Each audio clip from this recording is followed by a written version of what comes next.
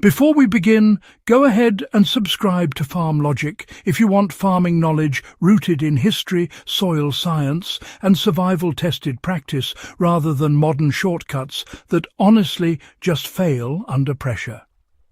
This channel exists to document techniques that kept people fed long before irrigation systems, synthetic fertilizers, and, constant rainfall could be assumed. At first glance, the idea sounds wrong. Sand drains too fast, leaves rot. Stack the two together and, most modern advice says you will create poor soil at best and crop failure at worst. Yet, for thousands of years, ancient farmers deliberately layered sand and leaves, and the results were so reliable that entire settlements depended on the method. Fields stayed moist through dry spells, roots grew deeper, and harvests remained stable when neighbouring plots failed. The reason it looks fake today is because modern soil practices forgot how water actually moves underground. Why ancient farmers trusted layers instead of mixing everything together. Most modern soil advice insists on uniformity. Everything mixed evenly, everything loose, everything amended the same way. Ancient farmers thought differently. They observed natural soils and noticed that the healthiest land was layered, not blended. Riverbanks, forest floors, floodplains and dunes all showed distinct strata, each doing a specific job. Sand layers allowed excess water to drain without stagnation. Leaf layers trapped moisture, moderated temperature, and fed soil life slowly. When stacked correctly, these layers created a self-regulating system that balanced drainage and retention far better than mixed soil ever could. How sand works as a moisture regulator rather than a problem. Sand is not the enemy it is often made out to be. Coarse sand creates vertical channels that allow water to move downward quickly during rain, preventing surface saturation and root rot. Once water reaches deeper layers, sand no longer drains it away. Instead, it allows moisture to move sideways and upward through capillary action when paired with organic material. Ancient farmers understood this intuitively. They used sand as a control layer, not a growing medium. Crops were never rooted directly in pure sand. Sand's role was to manage water flow and oxygen availability below the root zone. Why leaves were layered instead of composted first. Leaves were not treated as waste.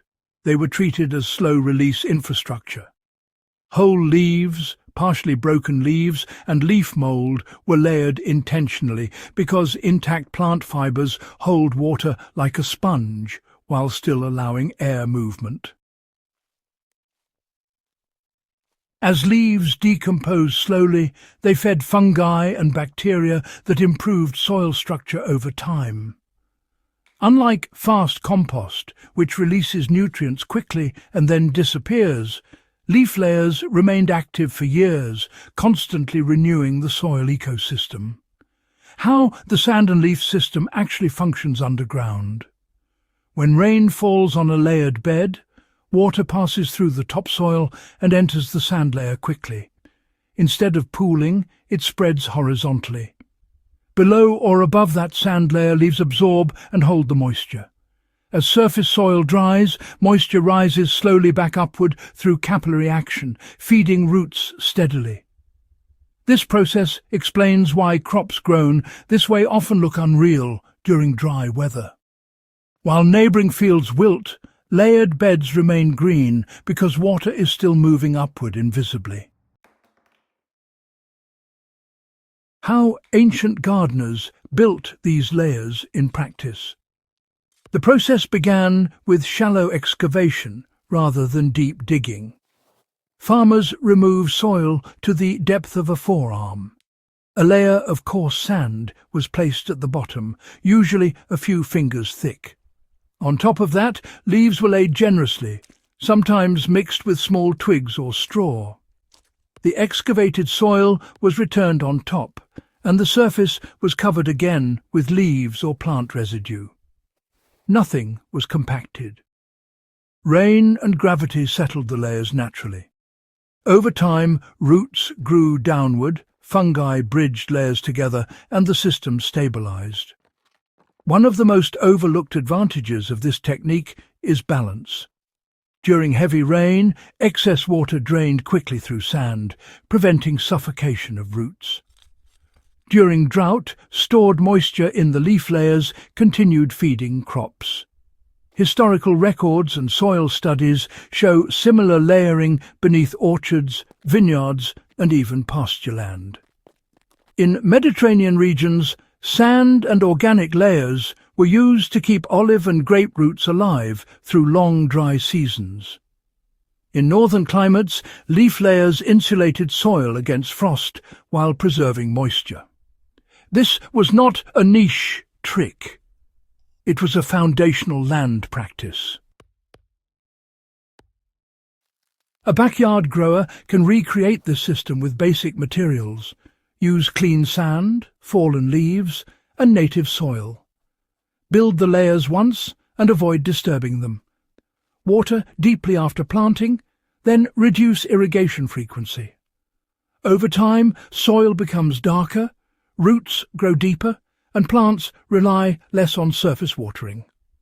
The key is patience. This is not a one-season hack. It is a system that improves each year. Why this ancient method still outperforms modern shortcuts? Synthetic solutions chase immediate results. Layered soil builds resilience. It adapts to weather extremes, feeds itself, and requires less intervention as time passes. That is why ancient farmers trusted it with their survival. If this kind of durable, history-tested farming knowledge matters to you, subscribe to Farm Logic. Share this guide with others who care about soil that actually works, and help keep these ancient systems alive in a modern world that desperately needs them.